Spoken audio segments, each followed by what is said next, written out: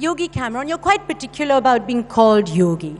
Yeah. Why is that? I mean, a rose by any other name would smell as sweet. Is it because you want to honor the journey that you've come from, or is it to remind yourself of who you need to be? I think both. You know, I used to be Cameron in the fashion business, and then that was sort of my outward journey of beauty. And once I went on the inner beauty journey, I added Yogi just to remind myself that I'm on this journey. Was there an actual trigger for you to eventually get on this journey? Or was it a realization that now I need to find a 2.0 version of myself since my modeling days are going to come to an end? Yeah. Well, I'd just gone to Nelson Mandela's home, and we were doing a Gianni Versace benefit show. And I sort of looked around the room and I thought, you know, I've done so much, but I don't know so much about my inner self. I've sort of read about it, I do yoga, but I haven't gone on that inner journey. I've sort of conquered the outer journey.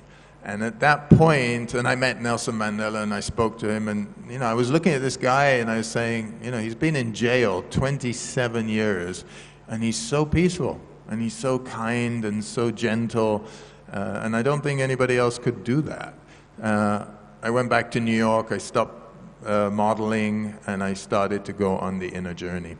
And then I came to India. I came to India about 2003.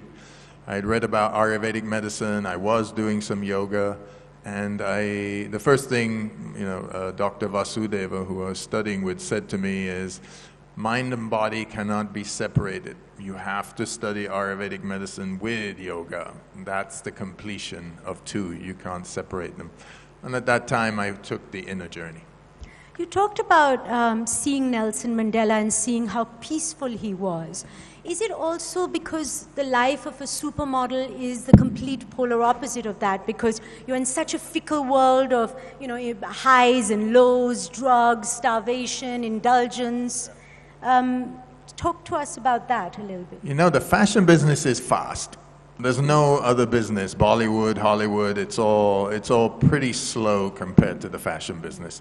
Fashion is quick, you know, every 6 months something new comes out. So it's going to have the highs, the lows, the worst and the best of everything. And it has the greatest of people in it and the terrible people in it. It's kind of like the best of that movie that takes you on a roller coaster ride, and at the end you feel fulfilled because you've got it all. It's like anything in life, you got to choose, right? There's the best and worst of people. You might be in an office and you work with great people, horrible people. You have to choose. And a lot of us are going to just attract what we put out. So it's really not about what's out there, drugs and everything like that. It's about what do we choose? What are we thinking about? Where's our mind? Then we're going to attract all the things that we do. So it really has nothing to do with the world itself and the people. It has to do with what we're thinking about and what we want. And then we're bringing all of that to ourselves. And that's at the core of what yoga is. Think those things and then they'll come your way.